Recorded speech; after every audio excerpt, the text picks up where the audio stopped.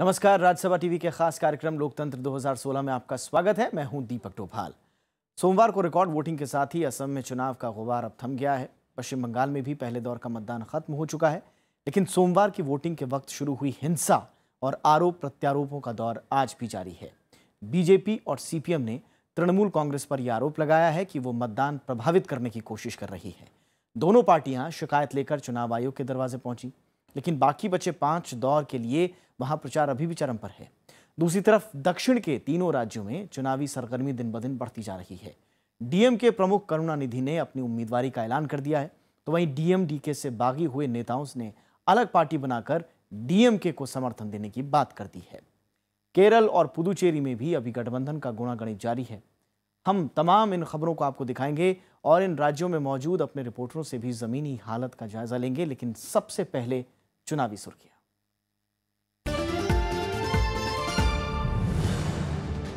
BJP ने चुनाव आयोग से की पश्चिम बंगाल सरकार की शिकायत, डर और हिंसा से मतदान को प्रभावित करने का आरोप।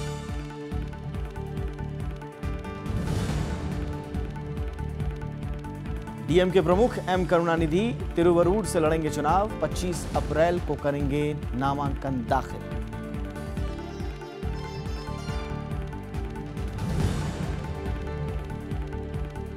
केरल के ऐतिहासिक कोझिकोड में एलडीएफ और यूडीएफ में कड़ा मुकाबला, बीजेपी के सामने मौजूदगी दर्ज कराने की चुनौती।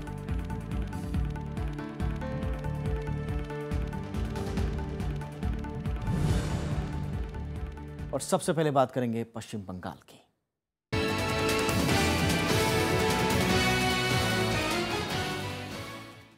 पश्चिम बंगाल में कल के मतदान के वक्त शुरू हुई हिंसा आज भी जारी है।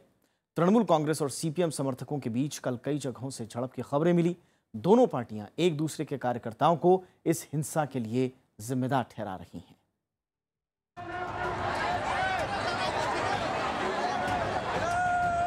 ये तस्वीरें हैं वर्धमान जिले की जमुरिया विधानसभा सीट की। सोमवार को मतदान के बीच टीएमसी और सीपीएम कार्यकर्ता आपस में बुरी तरह भिड़ गए। झड़प में कम से कम 5 लोग बुरी तरह घायल हो गए, जिसमें एक की हालत गंभीर बताई जा रही है। जिले के एक बूथ पर टीएमसी कार्यकर्ताओं पर सीपीएम के पोलिंग एजेंट को पीटने का भी आरोप लगा, लेकिन यह हिंसा देर शाम भी जारी रही और अलग अलग इलाकों से इस तरह की कई झड़पों के मामले सामने आए। हुमसौर में टीएमसी और तृणमूल कार्यकर्ताओं के बीच मंगलवार सुबह भी टकराव देखने को मिला। दोनों पार्टी एक दूसरे को इसके लिए जिम्मेदार ठहरा रहे हैं। বামসর গ্রাম হচ্ছে সিপিএমের লাল দুর্গ হিসাবে পরিচিত। সেখানে গতকাল আমাদের একটা প্রার্থীকে নিয়ে প্রচার মিছিল ছিল। সেই প্রচার মিছিলে আমাদের 800-900 ঐতিহাসিক মিছিল হয়েছে গতকাল। সেই মিছিল থেকে তারা ভয় খেয়ে গিয়ে পায়ের তলায় তাদের যে মাটি নেই 1 ইঞ্চি, সেই ভয়ে তারা নিজেরা রাতের অন্ধকারে তাদের এইসব কাজ করে আতঙ্কিত হয়ে ভয় দেখাবার জন্য আমাদের এই সমস্ত জিনিসগুলো ফেলবার চেষ্টা করছে এবং তার ফ্ল্যাগ ফেস্টুন ফেলে দিয়ে মানুষের মন থেকে তৃণমূল সমর্থক ত্যাগ করতে পারবে না ওরা। सीपीएम का आरोप है कि उसके जुलूस पर टीएमसी कार्यकर्ताओं ने हमला किया, जबकि टीएमसी का कहना है कि सीपीएम समर्थकों ने उनके झंडे तोड़ दिए। हालांकि पश्चिमी मेदिनीपुर के दांतन, केशियारी और वर्धमान के लाउदोह और पंडावेश्वर में भी ऐसी हिंसा की खबरें हैं। रानीगंज में टीएमसी और बीजेपी समर्थकों के बीच भी कुछ इसी तरह की झड़प देखने को मिली। घायलों को नजदीकी अस्पताल में भर्ती किया गया है। जमुरिया सीट पर कल पुलिस ने बम भरे 2 थैले भी बरामद किए। फिलहाल पुलिस और केंद्रीय सुरक्षा बलों ने कार्रवाई कर स्थिति पर काबू पा लिया है। Bureau report, Rajya Sabha TV. और इधर बीजेपी ने ममता बनर्जी पर पश्चिम बंगाल में हिंसा और डर के जरिए मतदान को प्रभावित करने का आरोप लगाया है। केंद्रीय मंत्री प्रकाश जावड़ेकर की अगुवाई में बीजेपी नेताओं ने चुनाव आयोग से मिलकर तृणमूल कांग्रेस की इस बारे में शिकायत की है। बीजेपी नेताओं ने कई मीडिया रिपोर्ट्स का हवाला देते हुए तृणमूल कांग्रेस कार्यकर्ताओं पर हिंसा करने और बोगस वोटिंग जैसे आरोप लगाए हैं। बीजेपी के मुताबिक इससे पहले भी कई बार चुनाव आयोग को इस बारे में शिकायत की गई, लेकिन उस पर ध्यान नहीं दिया गया। बीजेपी ने दावा किया है कि चुनाव आयोग ने इस बार उनकी कई मांगों को मान भी लिया है।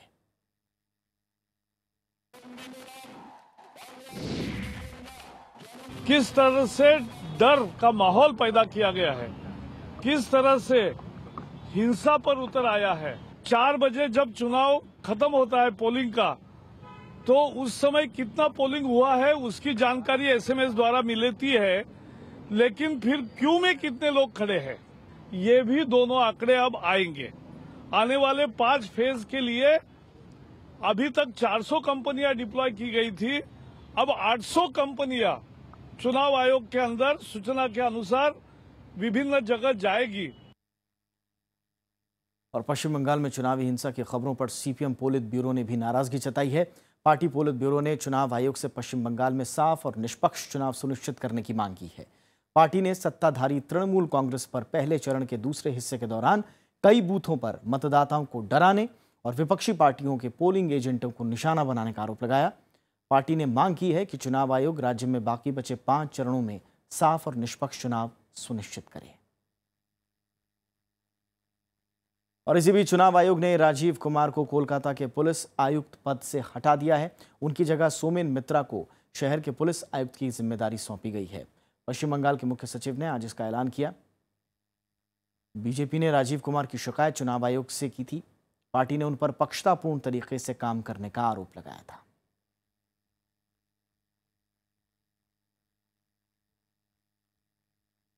तो कुल मिलाकर पश्चिम बंगाल में अब दूसरे दौर के लिए जो चुनाव प्रचार है उसकी बात हो रही है, वो चरम पे पहुंच गया है। 5 दौर का मतदान अभी बाकी है, लिहाजा मुख्यमंत्री ममता बनर्जी सभी इलाकों में रोजाना कई रैलियां कर रही हैं। अलीपुरद्वार में आज उन्होंने चाय बागान मजदूरों का मुद्दा उठाया।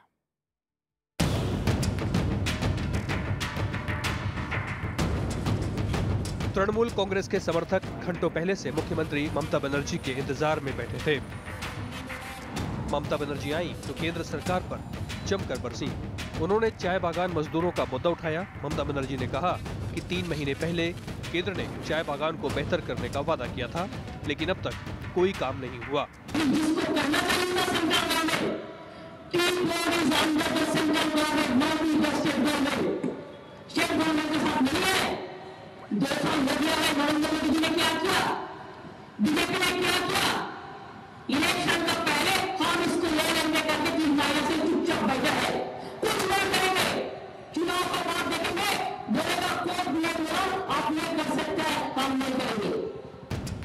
ममता बनर्जी ने बीजेपी पर गलत बयानी करने का आरोप लगाया और कहा कि तृणमूल कांग्रेस चाय बागान मजदूरों की बेहतरी के लिए प्रतिबद्ध है।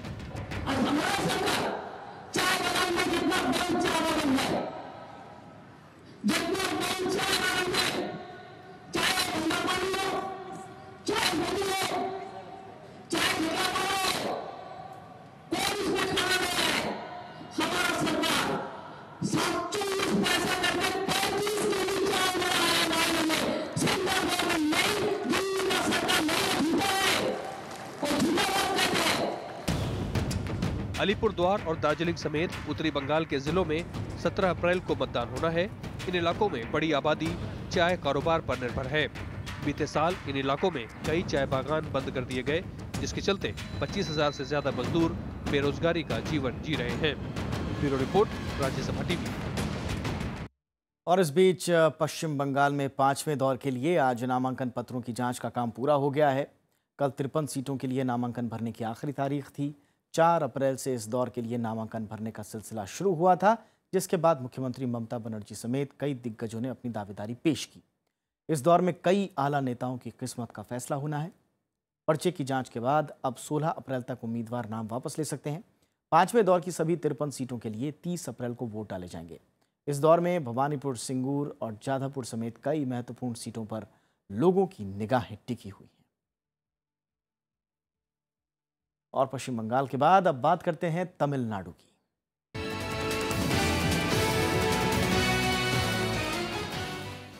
तमिलनाडु के पूर्व मुख्यमंत्री और डीएमके प्रमुख एम करुणानिधि मौजूदा विधानसभा चुनाव में भी किस्मत आजमाएंगे। 92 साल के करुणानिधि तिरुवरूर सीट से दोबारा चुनाव लड़ेंगे। ये उनका गृह क्षेत्र है, जहां 2011 के चुनाव में भी उन्होंने जीत दर्ज की थी। पार्टी के मुताबिक करुणानिधि 23 अप्रैल से सैदापेट से पार्टी के प्रचार का भी आगाज करेंगे, जबकि 25 अप्रैल को वो तिरुवरूर सीट से अपना नामांकन दाखिल करेंगे। पार्टी ने गठबंधन के तहत सीट बंटवारा तो कर लिया है और डीएमके के पास 176 सीटें हैं, लेकिन डीएमके ने अब तक उम्मीदवारों की लिस्ट जारी नहीं की है। वैसे करुणानिधि 5 बार तमिलनाडु के मुख्यमंत्री रह चुके हैं। पार्टी के मुताबिक करुणानिधि 3 चरणों में पार्टी का प्रचार करने तमिलनाडु और पुदुचेरी के कई जिलों में जाएंगे।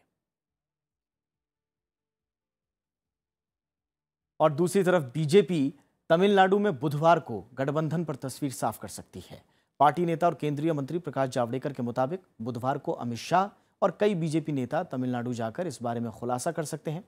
उन्होंने कहा कि पार्टी अध्यक्ष राज्य में एनडीए गठबंधन का स्वरूप और सीट बंटवारे पर फैसला करेंगे। मौजूदा चुनाव में पार्टी अब तक किसी पार्टी से गठबंधन नहीं कर पाई है।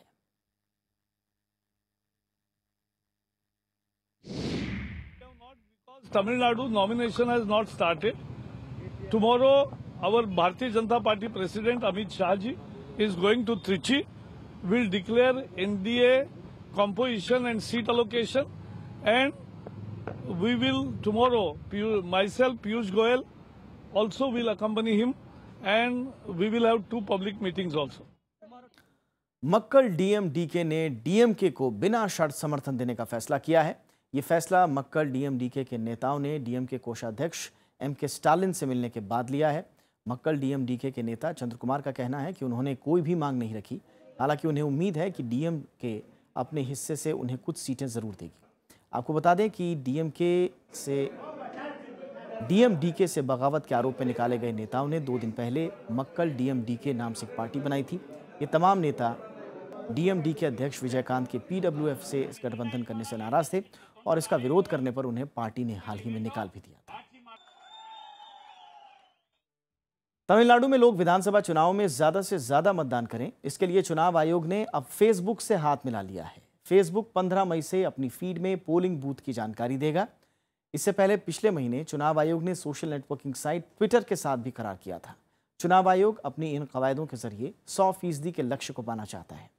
आपको बता दें कि तमिलनाडु की 234 विधानसभा सीटों पर एक ही चरण में 16 मई को मतदान होना है, जबकि 19 मई को वोटों की गिनती की जाएगी। और अब बात देश की स्मार्ट सिटी की सूची में शुमार तमिलनाडु के कोयम्बटूर की। यहां सालों से बन रहे एक फ्लाईओवर से लोगों का जीना मुहाल है। दरअसल शहर के गांधीपुरम के पास इस फ्लाईओवर के बीच में हाई टेंशन बिजली की लाइनें आती हैं और इसके चलते कई वर्षों से इसका काम अटका पड़ा हुआ है। चुनाव के मौसम में लोग इस पर अपने गुस्से से भी परहेज नहीं कर रहे।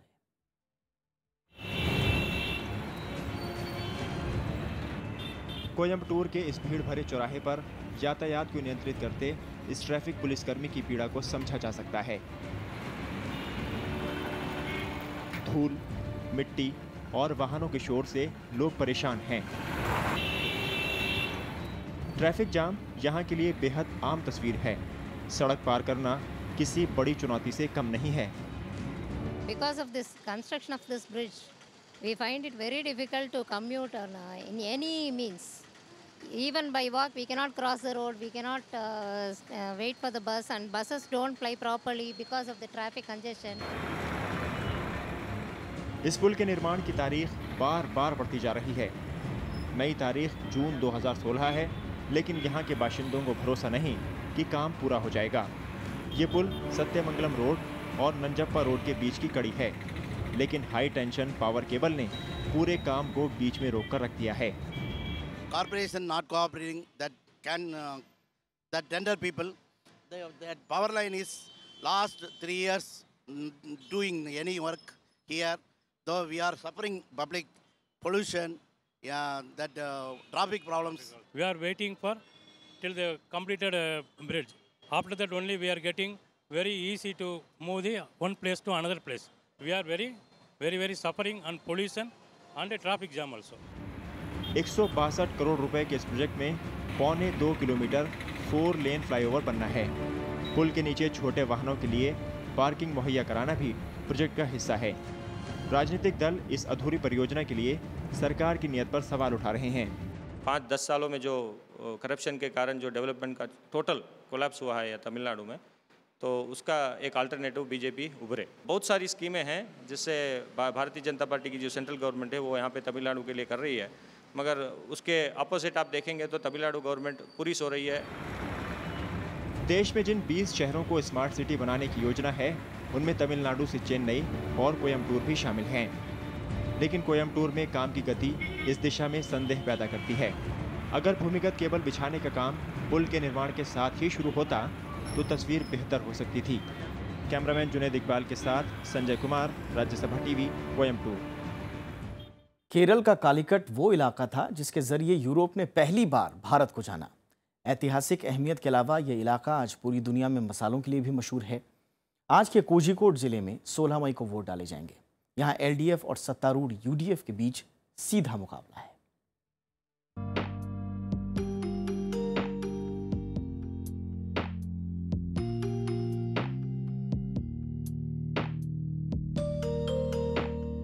केरल के कोझिकोड को कभी दुनिया कालीकट के नाम से जानती थी। करीब 5 शताब्दी पहले पुर्तगाल से समुद्र के रास्ते वास्को डी गामा भारत के कालीकट पहुंचने वाला पहला यूरोपियन नागरिक था। करीब 5 शताब्दी पहले यूरोप से हिंदुस्तान आने वाला वास्को डी गामा इस तट के माध्यम से पहली बार आया था, जिसके बाद वहां के व्यापारियों ने इस रूट को स्पाइस रूट का नाम दिया, जो आज तक चल रहा है। इसके बाद पूरी दुनिया को भारतीय मसालों का जायका मिला। इस क्षेत्र में पैदा होने वाले मसाले आज दुनिया के सबसे बेहतरीन मसालों में से एक माने जाते हैं। We study the suitability of various crops, varieties in different parts of the country. For example, perennial spices like nutmeg or cinnamon or black pepper, it was only in the southern region. And cardamom, that is छोटा इलायची। कोझिकोड फिलहाल विधानसभा चुनाव के लिए तैयार है।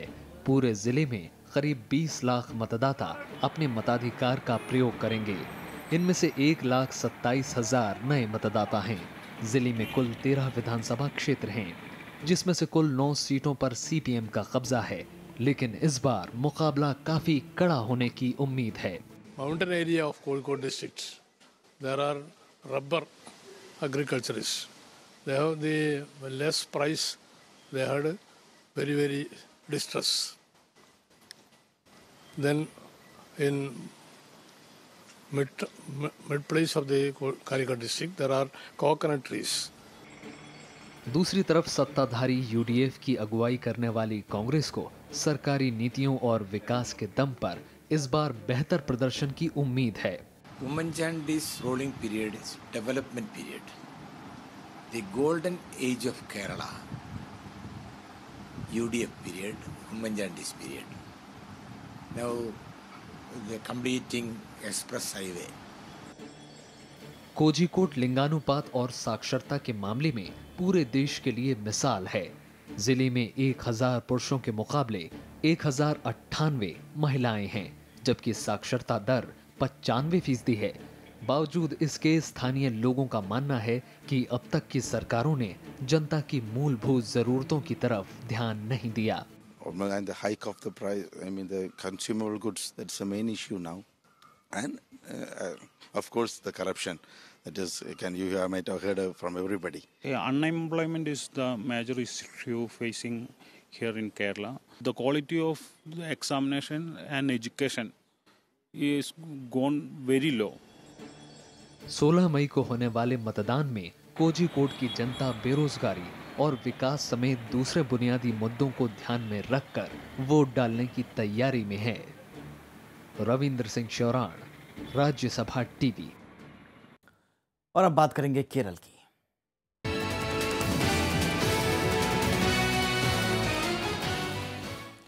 देश के दक्षिण पश्चिम सीमा पर मौजूद केरल को मसालों का बगीचा कहा जाता है।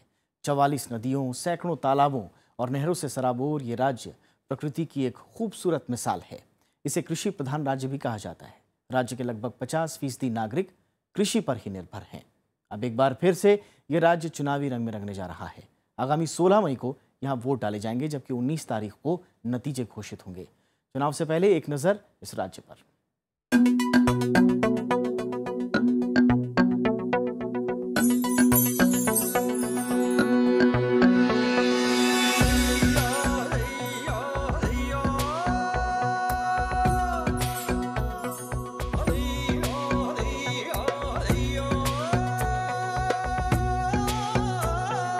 घनी हरियाली के बीच झूलते पुल,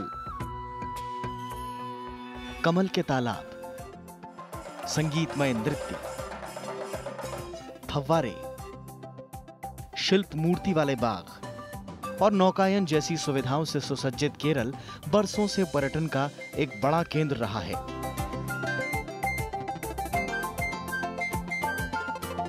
हर साल लाखों देशी विदेशी पर्यटक यहाँ छुट्टियां मनाने आते हैं और यही वजह है कि केरल की आर्थिक स्थिति का बड़ा हिस्सा पर्यटन पर ही टिका है।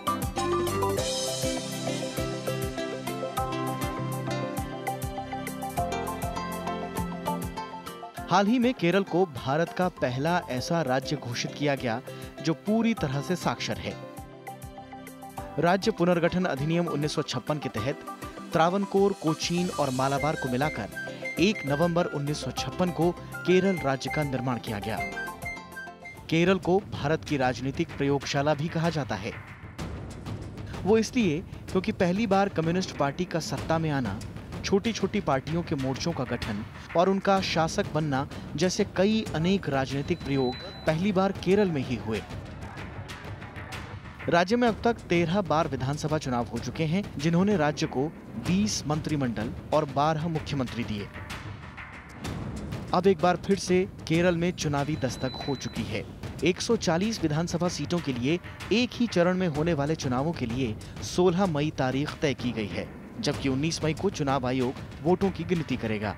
केरल में कुल 2,52,38,952 मतदाता हैं, जिनमें 1,21,52,260 पुरुष जबकि 1,30,86,692 महिला मतदाता हैं। चुनाव आयोग मतदान के लिए 14 जिलों में 21,498 पोलिंग बूथ बनाएगा। केरल के कोटे में 20 लोकसभा और 9 राज्यसभा सीटें आती हैं। 1980 में 6वीं विधानसभा चुनाव के बाद वामपंथी दलों ने 7 राजनीतिक दलों को मिलाकर पहली बार गठबंधन बनाया, जिसे लेफ्ट डेमोक्रेटिक फ्रंट यानी LDF कहा गया, जबकि 7वीं विधानसभा में कांग्रेस ने यूनाइटेड डेमोक्रेटिक फ्रंट यानी UDF नाम का गठबंधन बनाकर चुनाव लड़ा। पिछले 4 दशकों से राज्य में यही 2 बड़े फ्रंट सत्ता पर बारी बारी से काबिज रहे हैं, लेकिन इस बार बीजेपी भी पूरे जोर शोर से अपना दावा ठोक रही है। जहां UDF सरकार के सामने इस वक्त सत्ता बचाने की चुनौती है, वहीं LDF एक बार फिर से वापसी की तैयारी में है। त्रिकोणीय मुकाबले में इस बार केरल विधानसभा चुनाव पर पूरे देश की पैनी नजर होगी। Bureau report, Rajya Sabha TV. और केरल से हमारे संवाददाता इस वक्त जुड़ चुके हैं हमारे साथ रविंद्र सिंह शोरान। उनका रुख करते हैं। रविंद्र, हर 5 साल में ऑल्टरनेट गवर्नमेंट, ये परंपरा रही है, रवायत रही है केरल की सियासत की। संक्षेप में थोड़ा सा बताइए, इस बार क्या लग रहा है? क्या UDF इतिहास बना पाएगी और LDF की क्या कुछ तैयारियां हैं? किस तरह का वर्ड ऑफ माउथ है? संक्षेप में बताएं।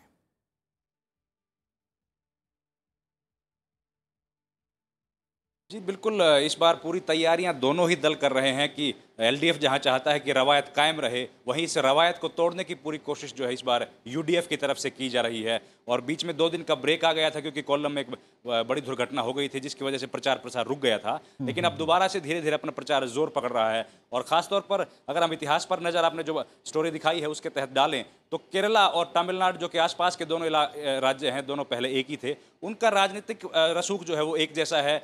हर बार सत्ता परिवर्तन होता है। अगर 1957 से लेकर आज तक के इतिहास देखें तो केवल एक बार ऐसा हुआ है जब सत्ता में दोबारा वापसी कर पाने में सक्षम हुई है कोई राजनीतिक दल, लेकिन उसके बाद से लेकर आज तक ऐसा दोहराया नहीं गया है। और इस बार जो मुद्दे जिन पर चुनाव यहाँ पर लड़ा जा रहा है, जिन पर डिपेंड करेगा कि वापसी किस पार्टी की हो पाएगी, उनमें सबसे बड़ा मुद्दा जो है वो है कि जो लीकर जो बैन इस बार यहाँ पर किया गया है, अगले 10 साल में लीकर को पूरी तरीके से प्रभावी तौर पर बैन किया जाएगा। ये पॉलिसी जो UDF सरकार लेकर के आई है, उसके खिलाफ जो है किस तरीके से लोग उसके पक्ष में है कि उसके विपक्ष में है, उस पर बहुत निर्भर करेगा। LDF की जो पॉलिसी है, उनका कहना है कि अगर वो सरकार में आते हैं तो इस पर रिकंसिडरेशन किया जाएगा। जिसके बाद कई जो धार्मिक संगठन यहाँ का जो केरला का जो सामाजिक ताना बाना है, उसमें 18% ईसाई हैं और 26% अल्पसंख्यक इस्लाम को मानने वाले हैं। और 54% जो है हिंदू है। इसलिए बहुत कॉम्प्लेक्स सोसाइटी है।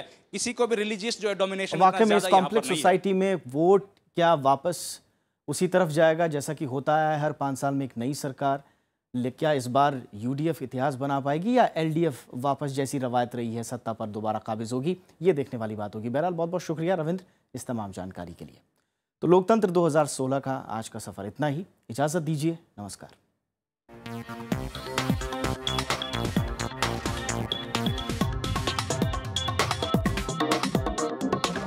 है।